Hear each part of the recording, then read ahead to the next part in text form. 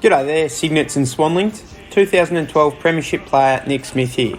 It's my pleasure, as always, to introduce a bevy of bloods, a fan podcast of the Sydney Swans Football Club, brought to you by Noddy and Stevo, a pair of red and white tragics. So pop on the kettle and settle in as the boys had an in-depth chat about the Swans' last game, the Swans' next game, and a little bit about footy too. This is Nick Smith signing off until next week's episode. But in the meantime, remember, be good to your bloods and they'll be good to you. Welcome back to a bevy of bloods. My name is Noddy and I'm joined again by my regular co-host Chris, who is on the road again, this time from Vietnam. How good is the food over there, mate? How you been? It's been amazing. The food here has been much, much better. And it's a good way to forget about the weekend and what happened with the Swans. That's true, mate. Anyway, welcome back to A-Bob and thanks for joining in tonight. In this episode number 43, we're going to be chatting about the disappointing loss to Port as well as the upcoming game against the Saints. So fluff up your tail feathers and settle in for a potentially biased yarn about all things to do with our beloved Bloods.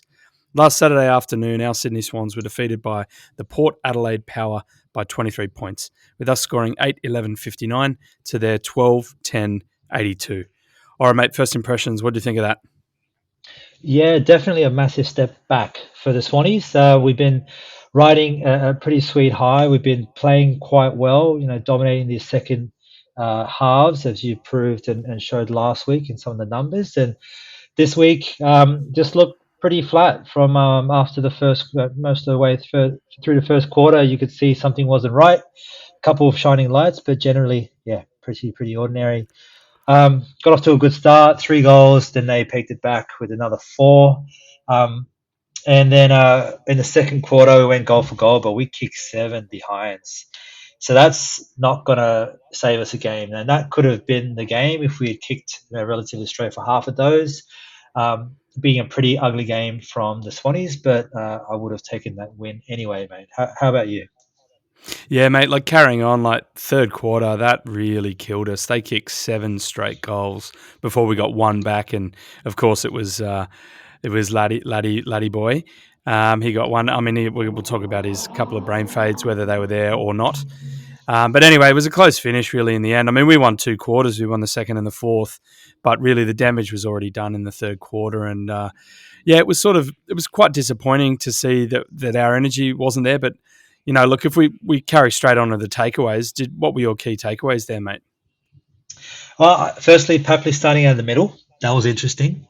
I don't know that necessarily he's definitely started, kicked off from the middle after goals and whatnot during the game, but I don't recall him starting the game out of the middle. So that was an interesting look. Maybe that's a change for what we're doing. But look, across the board, like Port Adelaide needed to win this game.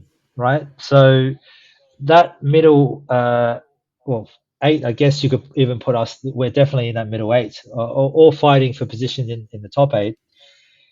We're all in it. We're really in the mix, and Port Adelaide needed to win this game in order to get through. And although they played, they didn't play fantastically. A big game from Marshall to really pull them in, but we just fell super flat. So I guess just looking sluggish, pretty ordinary, some pretty poor disposal efficiency by some of our backs there. Marshall had an absolute field day with Rampy and kicked super straight as he has his entire year. So, yeah, a bit interesting. I don't know what to say other than the 7 behinds really costing us the game. But I guess if we gotten them, it would have been a pretty cheap win, to be fair. Yeah, that's true, mate.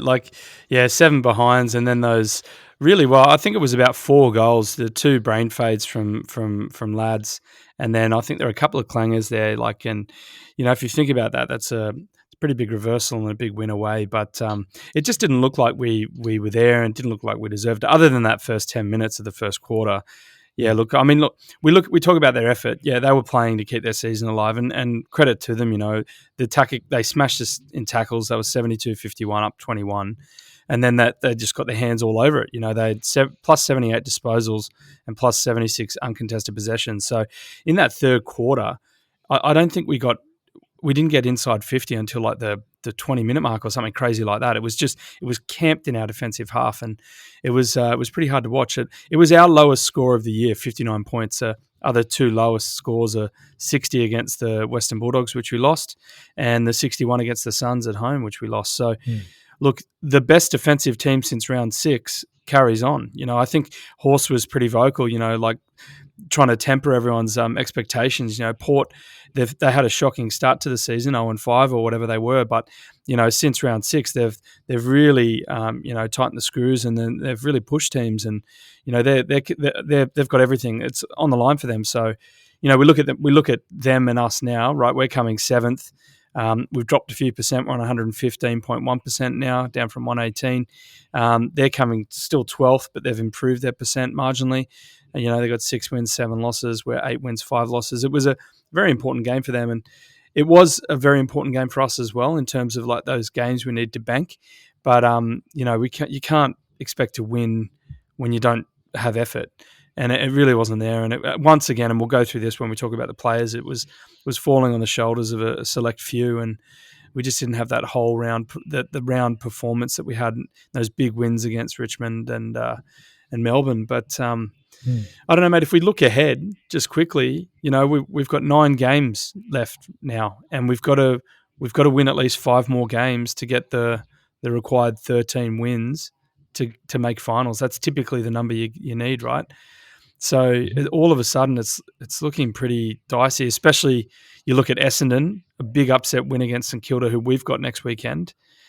And so it's all of a sudden that's a 50-50 game, and really, I don't know. It's going to be. I actually think it's going to be really tight to make the 8 now. I think hopes of top 4, I think, are probably largely gone. I'm being a little bit pessimistic now. It's on the back of a loss, but I don't know. How do you see it, mate? Are you are you as negative as me, or? Look, the eternal optimist in myself. Yeah, it is a bit tough. We got looking forward. I guess the teams that we're looking at playing that we probably need to win the games. So looking at St Kilda, the Bulldogs, Freo, Collingwood, St Kilda again. Like they're all in the mix, and they're all playing pretty good football week in, week out. And I think that's kind of what's happening across the competition. Like even Brisbane had a stinker. The D's themselves have had 3 in a row. So it's a really weird competition. Like if you don't turn up and play, you're going to get your fucking ass handed to you, right? So and we didn't. And I don't know whether I'd love to hear from some Swans fans throughout the game, because it seemed like the crowd was pretty bloody hostile, and that's what you expect when you go over to Adelaide and play, right? I've been there myself and seen it. So you got to turn up, and I think that's just another example of just you turn up to play, and you've got to put all the effort into it. Otherwise, any team's going to beat you in the competition. Like outside of perhaps West Coast and North, who are not playing so well, and even North gave us an absolute run for it when we played against them and we didn't show up. So really interesting competition. It's good to see us coming on strong in the fourth quarters again. So that's something consistently across the board. Something you raised as well last week and perhaps the week before. And I saw some stats that came up that showed us as being the best team in that last half, and definitely in the last quarter. We come out screaming. So some of the parts that make up our DNA as a team were there, but the quality, they were able to break up too many tackles. We just didn't stick them.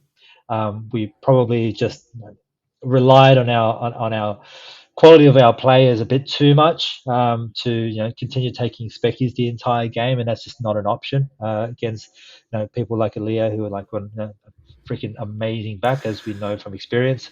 So just a tricky competition, mate. Really tough competition. And this round 15 is an 8-point weekend, right? So we're playing. Where is St Kilda coming? 8th, right? So we're coming 7th. They're coming 8th. 1 and 2 are playing each other. 5 and 3 are playing each other. 4 and 6, 7 and 8, 9 and 13, 10 and 14, 12 and 11, 17, 15, 18, 16. Every single game this week is a do or die game for how the rest of your season is pulling up. And that's I wouldn't be using my joker this round. I tell you what. That's for sure. I, Eh? I could not pick a winner. I couldn't pick my nose right now. That's crazy. Like even that Port Adelaide Gold Coast, that'll be a ripper. But wow. Okay, so the AFL's got what they wanted, which is on any given Sunday. That's right. All right, mate. Well, some exciting times ahead this weekend. Hey, what were your favourite moments of the game, mate? Obviously, Well, yeah, not that many probably, but not that many. we'll Yeah. pull some gems out.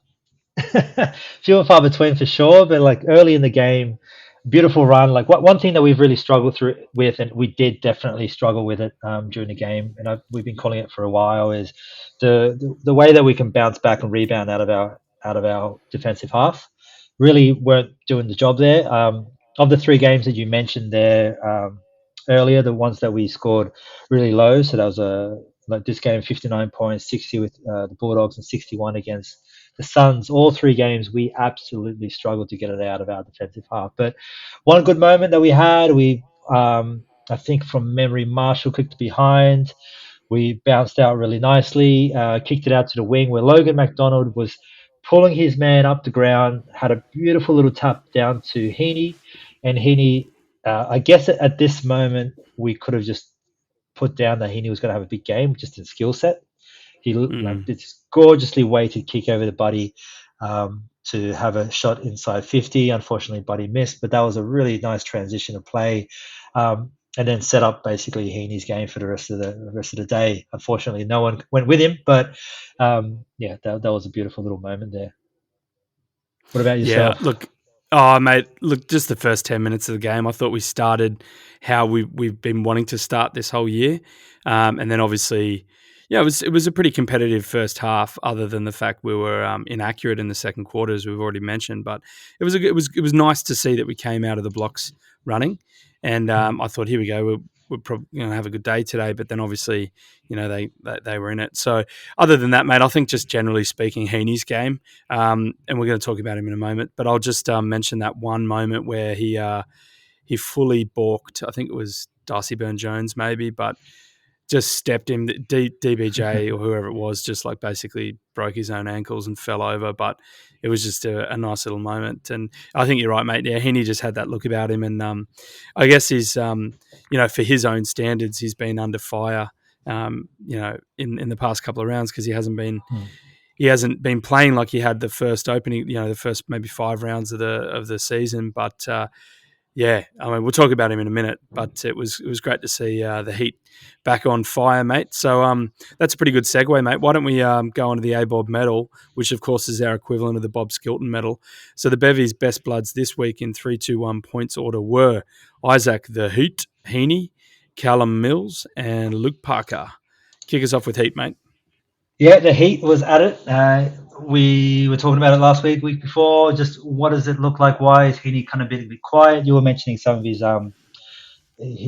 skill errors, marks that he typically would take. These are pretty simple stuff for him to do. Some kicks are going wayward, wasn't kicking sharp. There was just something off about it. And straight off the bat, like that, what I mentioned, the good moment of the game where he just had that lovely weighted kick. I think the next touch he had was a great contested mark and then a beautiful kick again. So he was just really, really tidy. Some nice tackles as well. Heaney doing a bit of everything, kind of doing what other people deem like what is a tricky thing, which is just to take this incredible overhead mark over your opponents. Heaney makes it look really simple. It's not simple, but he makes it look very simple. So he was doing that around the ground. So good to see him back in. Let's hope that it's the kind of game that pulls him back into form, and we have him running around.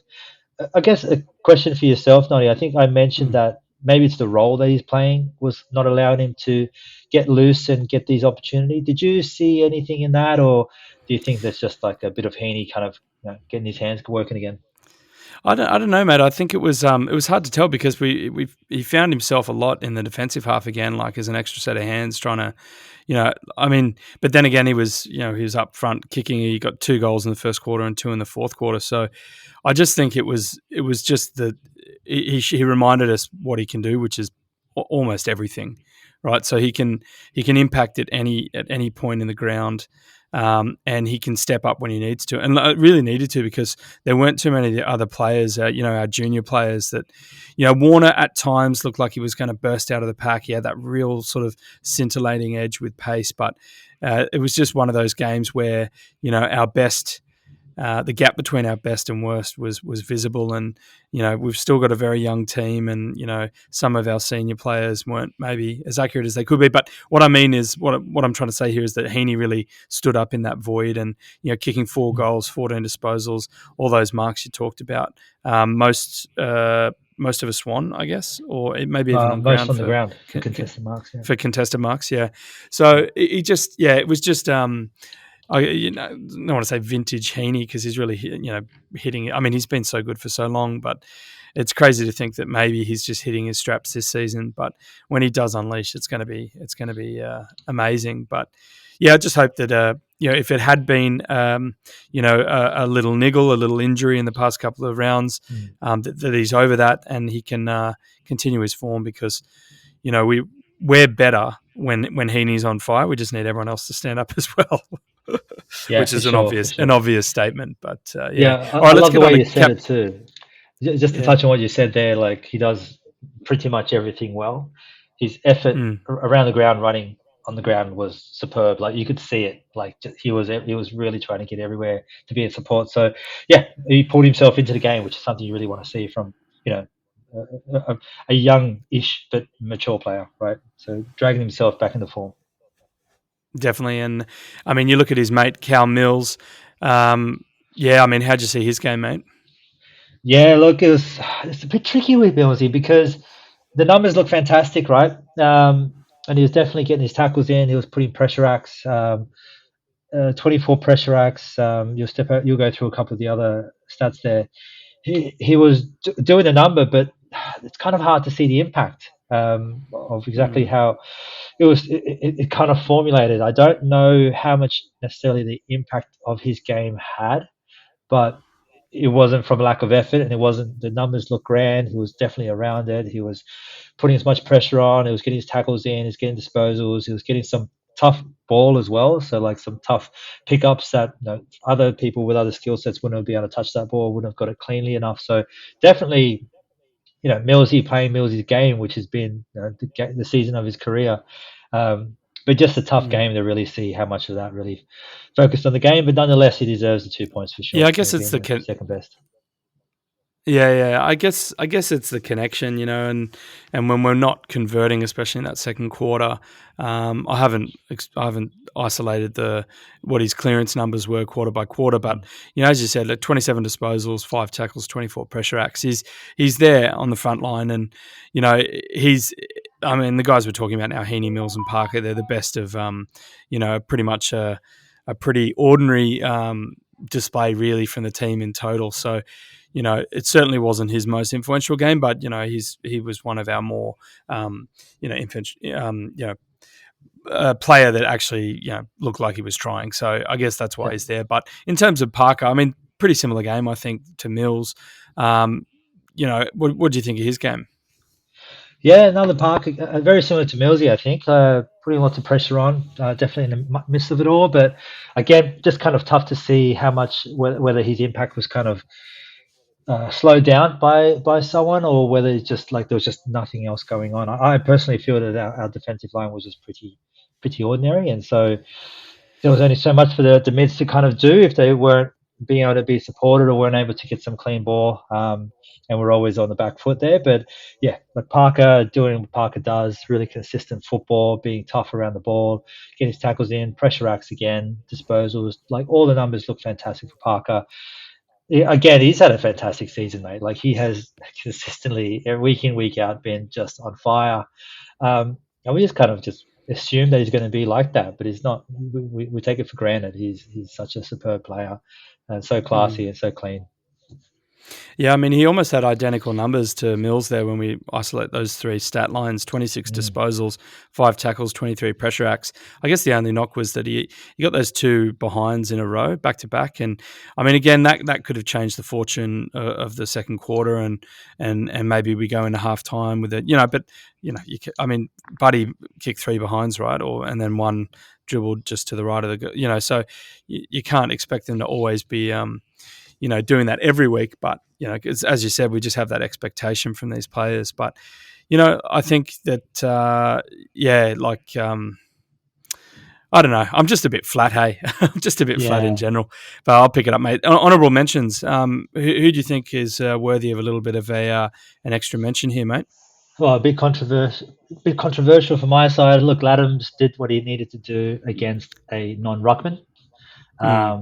So he did exactly that. They got under his skin, and they did their job for sure. He lost it, cracked the bloke in the head in the first quarter, and ended up punching Ollie Wines in the stomach, lying on the ground. So pretty ordinary outside of what he was doing with the numbers and what he was doing in his role. So yeah, we'll talk a bit more about that. But other than that, he did what he needed to do.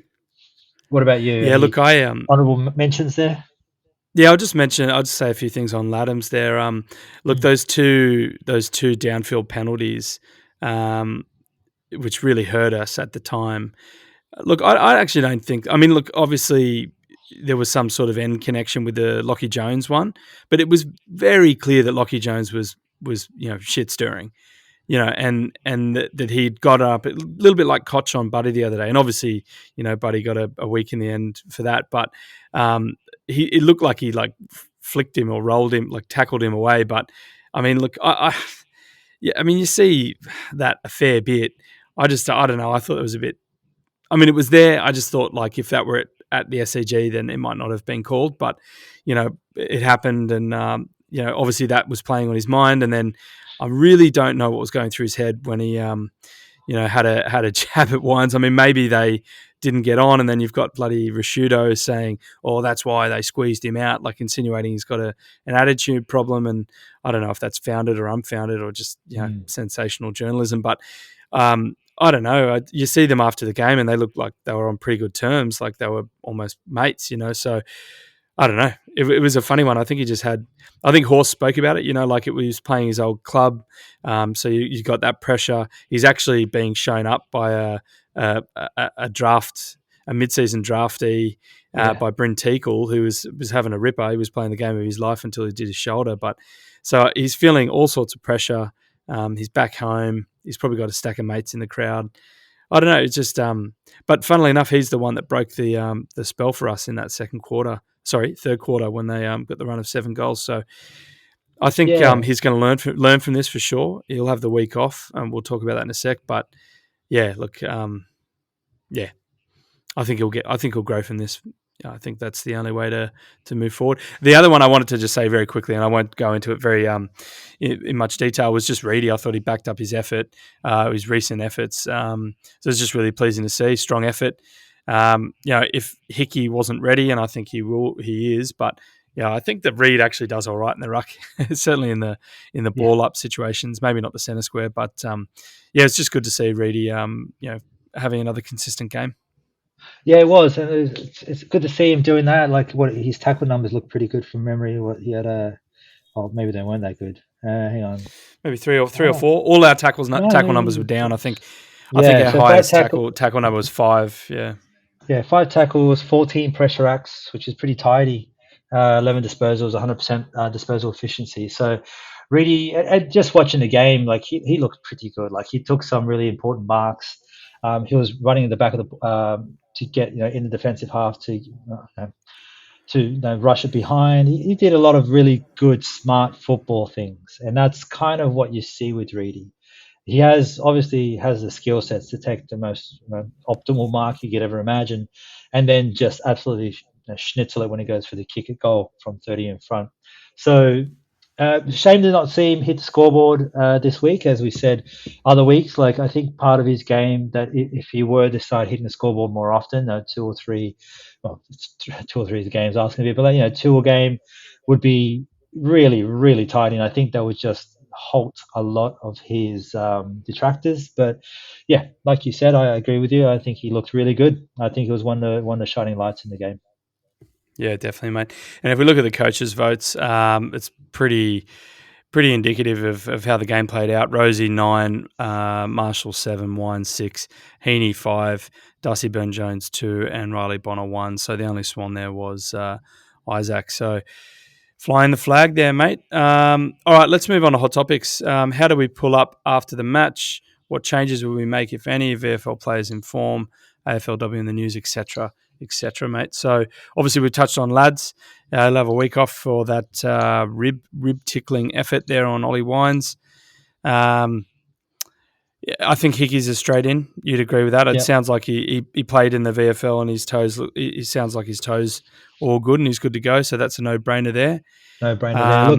Look, touching on what you were mentioning before with Laddams, is there anything to that? Like, to what Rashido was saying, I mean, take what he says with a grain of salt, right? The guy is a little bit insane, but he's a Crow, so yeah, he's a Crow, and he's a very, very, very proud Adelaide man, and so yeah, everyone else is their enemy. But I didn't see necessarily like an angry Laddams, but some of the commentary that I saw around was that his actions were un-Swans like, and us as Swans fans, we know what that looks like, right? So we know that's like, you play hard, but you don't play the man, you play the ball kind of thing. I mean, we had my mind went back to Barry Hall. Yeah, Barry Hall. Just Jinx. decking things. But but it's like I didn't see this in him necessarily. He's given away a few ordinary free kicks along the way this season, and a few of them were just finishing off a tackle, and I think a few of them were not warranted. Like the guy's finishing off a tackle, taking the guy to the ground, pulled up a free kick here and there, and I've noticed that. I've never really thought anything of it other than just him being hard at the ball, but it seems like this game really showed maybe some of that aggression did not pay off, and maybe he stepped too far into the red, and if anyone, someone like a Horse and the crowd that we have around there, and your Brett Kirks, is probably the best people to tone him down at very least, to make him, direct that kind of energy and that aggression in the right way, not just in cheap shots into Wines and whatnot. Yeah, I mean, you could kind of tell that, they dragged him straight away, and then you could tell that there was a bit of a berating coming.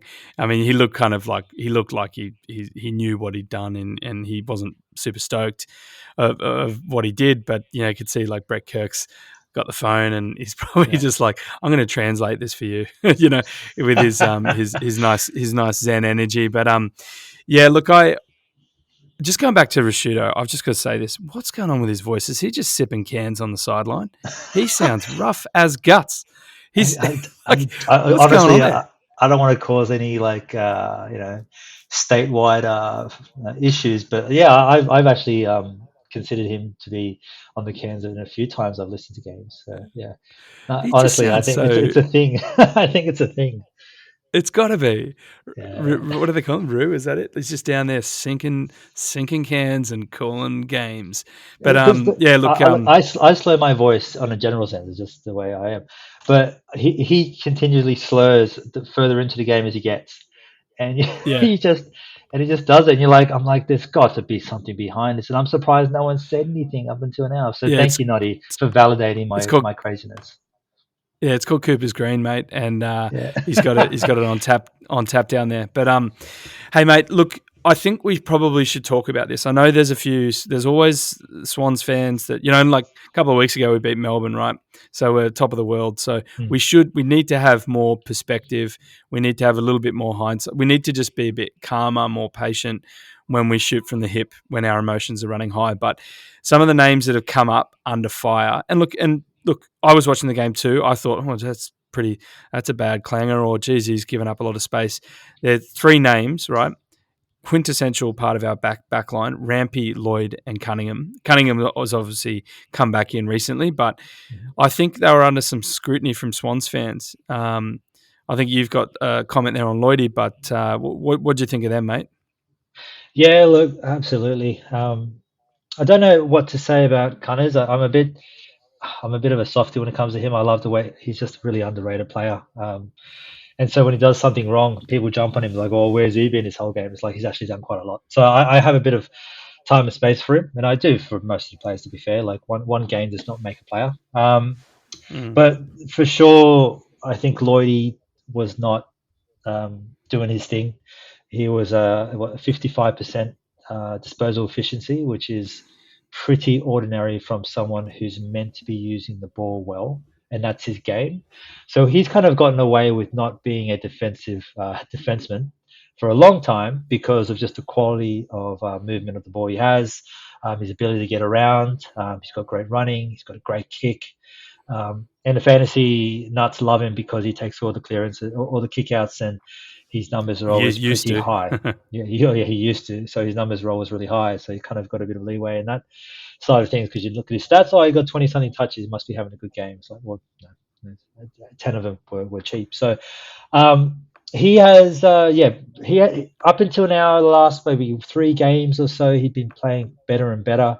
Tackle numbers going up, defensive effort going up.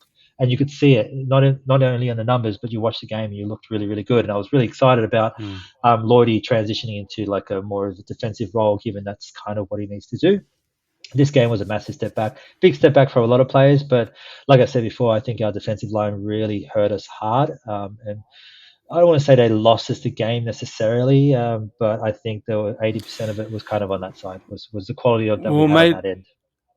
If you think about those 2 goals from Laddams, and they're ill-disciplined and really sort of unforgivable, but I mean, obviously, given the context we've spoken about, understandable. But there were 2 clangers, I think, from Lloyd. I can't remember which quarter, but they pretty much led to shots on goal or general play and then goal. So, and disposal efficiency you've already spoken about, some wayward handballs. But look, I mean, I was chatting with Steve-O about this, right? So what does who do Swans fans want to bring in? Like the other one we probably could have mentioned in honourable mentions is Colo Reardon. I think is looking very steady. Yeah, so sharper. I thought he had a pretty looks great. Just real defensive minded. I love the way he goes about it. But how do you replace these 3 guys? They are basically the backbone of our team. Right. And Steve-O made the point, you add Kennedy to those 4 players and you've got like something like 800 games sitting on the bench. Like who do you replace? So you bring Campbell in, maybe you bring Stevens in, maybe a debut Gould. We're coming up against 7th and 8th next week. We're going to talk about this in a sec, but I don't think it's the time to make any rash changes. And I actually spoke again to Steve-O about this. I said, like, is it harder to do a kick in? Or is it harder to have a set shot on goal? Are you under more pressure for the kick in or set shot on goal? I thought maybe it was set shot on goal because obviously you need to score points to win. And he said no. Whenever he played, he thought it was the kick in was under much more pressure because you've got to hit a moving target. It could lead to a reversal of points. If you miss the goal, you just miss the goal and then play on. You're still in the safe zone of the opposition's defensive half. But when you think of it like that, it's a high pressure situation, and that's what makes Lizard look amazing because he's just so good at it, right? But he had a few clangers, but we're not dropping Rampy, Lloyd, and Cunners. Come on, guys, have some common sense. Yeah, no, and look, let's move on to Rampy then. So the immediate comment from the Swans fans like, "Oh yeah, just throw Will Gould into the mix." He's a rookie. Like, what do you expect him to do as a rookie? To just walk in the game, just walk in and just be, effectively an All-Australian backman. Look, does he have it in him? I don't know, but I don't want to put that kind of pressure on a kid. I don't think there's a need for that, especially when, these players, well, moving Cunners aside, given he was injured for a few weeks there, but Lloydie and Rampy were playing very well the last few games, and they were all over the ground. And so they can't just have one bad game and then we just decide to just turn them off, like just shut them down. Granted, the entire season our structure has been pretty ordinary at the back line. It seemed that we started having a really good work at it when Millsy started rolling back a bit more to give him more options. We found ourselves going forward a bit stronger, more opportunity down the wing with guys like McInerney and whatnot. So we found a really good structure of being able to find a way to propel forward.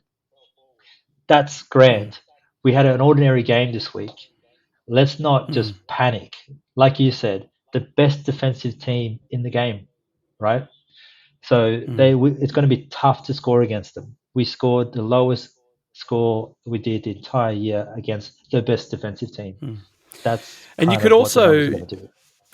yeah, you could also add to that, Chris. So you could say that, arguably Paddy and Tommy weren't as influential this game, and For maybe sure. that's what those other at least two or three players need, because that's the new role they find themselves in, right? Rampy has been the key defender playing tall. Like, I mean, a shorter player playing on much taller key forwards, but he's sort of that third tall now. And if in the absence of Tommy and Paddy having an impact like they have in recent weeks or for most of the season, then maybe it's just putting. I mean, look, it was just pressure. Port brought the pressure, and we felt it. We're making mistakes, and that's what it was. I mean, the fact that Rampy was left behind by Marshall again could be a combination of things. Marshall just on fire, coming into his in a career best form, and just miscommunication. Like, it's.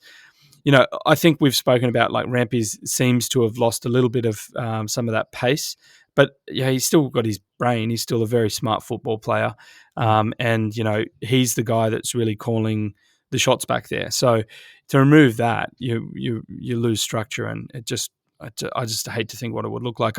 I will acknowledge that I thought that maybe Gould might have had a sneaky debut against Port. Obviously, didn't come into fruition, but I'm certainly not suggesting it now against St Kilda, which is really a do or die game for us. But how about Semi Wicks, mate? Semi Wicks, small forward, pressure role. What do you think of his game? Yeah, I mean, he's been okay. I mean, that kind of role between the, like, we've spoken about it at length, right? So Ronk, Bell, Wicks, pick your poison, really. Whichever one's in form, throw them in. And I know that Horse has mentioned when Wicks was out for that little while, that Horse mentioned that he's definitely in the top six forwards, week in, week out.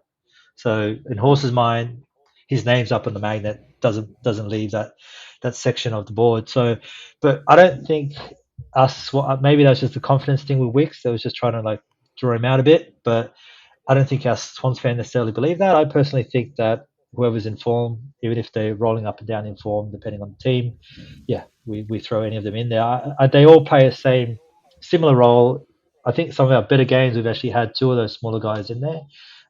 But with Logan playing as well as he is, and starting to find some really, really tidy form, we don't have the capacity to do that, I don't think. So, yeah, I don't know. What do you think? Is Wicks the guy to keep the spot, or do we move that around, or is there a reason why, and structure wise, we need to keep him? Yeah, look, I don't know. I think you probably you just continue on, and you can. What I love about Semi Wicks is his competitive nature. Like, you can tell he's a bit like Heaney. Like, when Heaney misses a goal, he berates himself, and Wicks is probably the most animated of all Swans. When he's made a mistake, he absolutely hates himself, and I see that as a thing that is a positive, because then he works hard to have some sort of impact in the next play, and that's all you can really want. Look, there were those two, I think it was in the third quarter when we were barely getting inside 50, those two really bad caught holding the ball, and it was both Warner first. I don't know, Logan probably should have screamed hot a bit louder, but and then that second one when Dixon chased down Wixie. But look, it's just all signs point to Port's pressure, and that they were mentally on. They were mentally on, and we weren't. And you can't be singling out players, because it was pretty much a team effort for the lack of effort. You know what I mean? So I think we probably hold him, unless they think that there's been some good signs, by Ronk or Bell or someone else in the VFL. And I think that's a good segue. We won by 111, is that right? Yeah, 111 points, like, absolutely crushed against them. Williamstown. Yeah. Not a competition at all. Amadi kicked 5. Our new boy, what's his name? Hall Kahan. Hugo Hall Kahan. We'll call him HHK for the time being. Hugo Boss, maybe. Oh, we can't call him that because we've got a mate called Bossy in the group, don't we? So, sorry, cheers to you, Bossy. Yeah, kick 5 each. So, yeah, I don't know what you can take from that, but I think probably I go for a minute. I was just going to say on the Wicks front, I'm going to say this right now. I reckon he absolutely turns on fire in the next year, and we look at his role in about a year from now, halfway through next season, and he's absolutely crushing it. And I think he's got everything that you need, like the competitiveness. He can kick. He's a great tackler. He puts pressure on. He's a relatively smart footballer when he's not barreling someone over and turning over a free kick that he's done a couple of times now. But he's got so many lovely skill sets that I think we're going to really, really enjoy him. And I think he's going to have a fantastic career. And maybe we're just slow to see it, and horses like, I can see this for days behind. I can see it coming a mile away, and we're just kind of not catching up again. But I reckon he's got everything he needs, and it could be him or a Ronke or a Bell. Bell had a long run last year and did some really good things.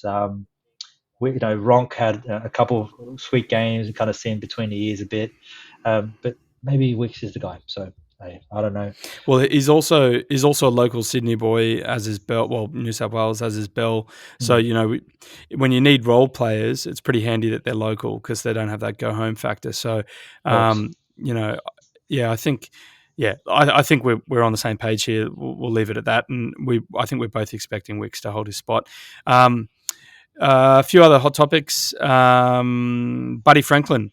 A few articles in the last couple of days about his contract status and Swans starting that chat, and Buddy wanting to go round, and number of 400,000 has been thrown out there. The average wage, of course, of 389,000 excluding rookies. So to think Buddy's just going to get an average wage, I mean, it's a pretty good wage if you ask me, but it's certainly not $1 million a year. But I think he's at that point in his career where he's going to do the thing for the team and hopeful of making the big dance. And I'll tell you what, if we can free up $600,000, that makes things interesting in the acquisition front at the end of the year. So I'm starting to get all my spreadsheets out and figure out who we're going to target and all that stuff, mate. So, yeah, look, you're definitely of the opinion that if Buddy wants to go around, we sign off on that, yeah? For $400,000, that's a no-brainer. We do it. Sign a check. Yeah, right now. Yeah. All right, so that one's there. I think you had some comments about the round ahead. Yeah, Pride round coming on, which is grand. So tradition between us and St Kilda, where we make sure we celebrate LGBTI plus factors in the community. So we want to make sure we celebrate that as much as we can.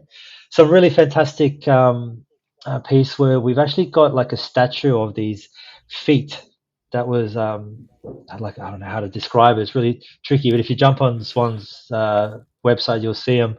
But it has this as a plaque in front of it, and it says, "The stand for pride." And I'm quoting this for everyone at home. To date, there has never been a publicly open LGBTQIA plus male player in the AFL. These boots are here to make a stand. Step in and show your support for a safe, diverse, and inclusive future in the football community. So, end of quote. Wonderful, love it, love to see it. We'll keep on. I think this is such an important round. As the plaque says, there's never been an openly gay AFL player, male AFL player, going around, and there's zero doubt that there's a bunch of them, right? So the day that they do decide to come out, we need to be there in support. But I think we spoke about it last year, didn't we, Noddy? Where effectively it also doesn't matter, right? It doesn't matter who they love or what they do in their time. It's irrelevant. But it is also an important aspect for some people at home that maybe have trouble in coming out and probably want to. So having some role models around would also make a big difference to them. So no pressure, of course, on the gentlemen out there that want to probably make that stand eventually. We want to be there to support them as Swans fans and as AFL fans and as just people in the community generally. But it doesn't also matter who you love. Just do your thing. Be nice to everyone. Whatever. That's it, mate. As long as you love the Swannies, we're okay. It's great. I'm going to get all my my rainbow flag merch out this week. I love that. So Look, not that I wear it throughout the year, but it feels better. And when it's all in the crowd, everyone's got red and white and the rainbow flag, so it's a good vibe. But I'm looking forward to getting back to the footy, mate. Obviously, you're still going to be abroad, but we'll fly the flag for you.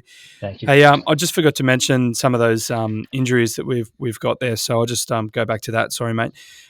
Joey Kennedy, he is on modified skills, so I think we made the joke there that that's drinking coffees in the clubhouse. Yeah. No, we jest. Look, it sounds like maybe he's recovering a bit quicker than we all thought, which is an awesome thing. So fingers crossed there. Gussie Sheldrick's back and running and training, so that's positive too. Ham Crayfish Sam Naismith is 9 months post-op and ramping up running. So to only have 3 players injured and them all pretty much on the return is very exciting. So fingers crossed again there. Yeah, it's a good point you make there, because we've been lucky with injuries. So we have, yeah, and the season might just absolutely derail if we get 2 or 3 important players, right? So we make do the best we can. We need to win the games when we have them. So it's important. Definitely, mate. Definitely. All right, mate. Well, let's go on to the quick preview for this game ahead. So round 15 is against the Saints this Saturday night, 25th of June at the SCG Pride Round, as Chris has already mentioned. 7th place Swans versus 8th place Saints. Saints coming off 2 losses against Brisbane and Essendon. One good team, one question mark team. So they're going to come out absolutely firing. We've only beaten the Saints once in the past 3 years, but that win was at the SCG by 9 points. So we'll take some confidence from that.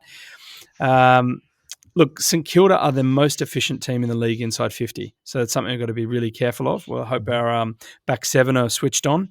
But the Swans are a better tackling team than the Saints just across the board. We've certainly slipped from the first 5 or 6 rounds. We were probably in the top 4 for both tackled numbers and inside tackle count. But we've dropped down a little bit in the pack as we've had a bit more competition and some of our forms waned. But look, we're running more total kilometres than St Kilda, but they're probably running with more speed, and you can put that down to the likes of Bradley Hill. Who else are there? Zachy Jones, when he's out there, he's got a bit of pace. So look, we're going to have to watch them around the contest because they can burst out and they can. They'll be able to run away from things, but. Obviously, 7th versus 8th, same amount of wins and losses, 8 wins, 5 losses.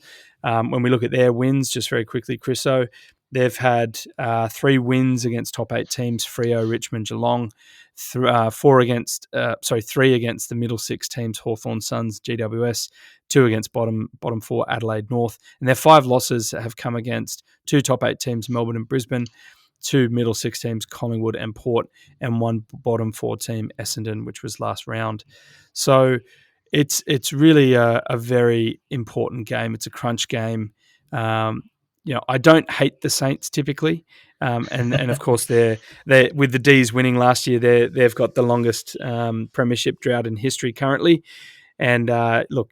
They've got a bit of red and white on them as well. So I've always had a bit of a soft spot for the Saints, but truly, this is one that we really need to bank. And I'm feeling very nervous about it, mate. How are you feeling about it all? Yeah, it's going to be a tough game to watch. I'm going to be one eye on the game is kind of covering my face a bit. It's going to be a tough one.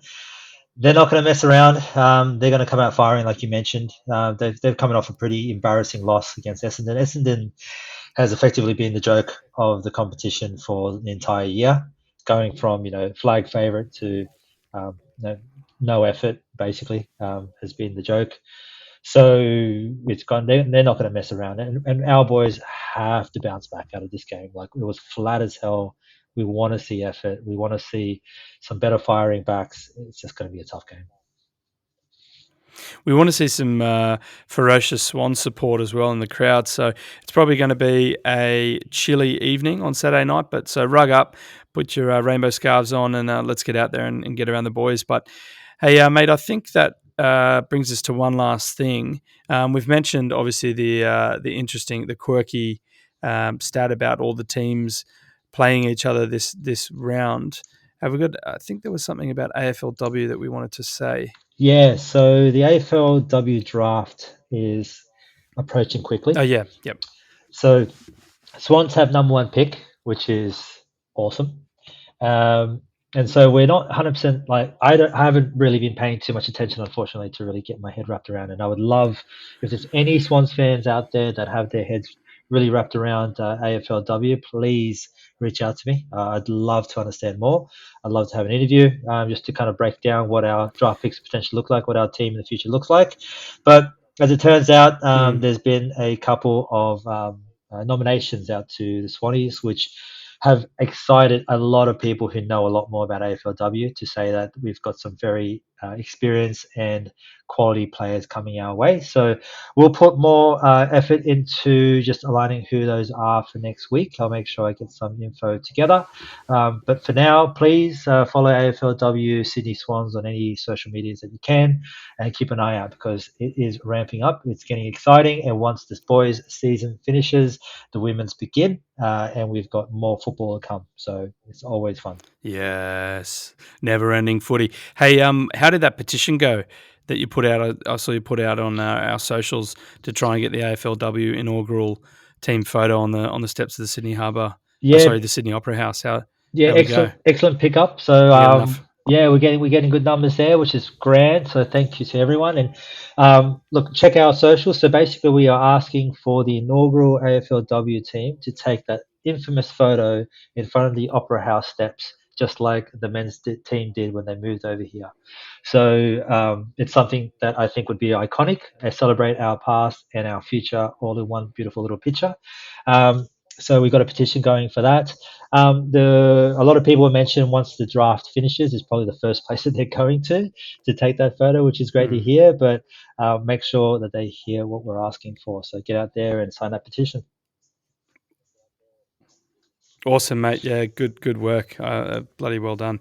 All right, mate. Well, that brings us to the end of this episode. So on behalf of the Bevy, I'd like to say thank you to all the Cygnets and Swanlings out there listening in.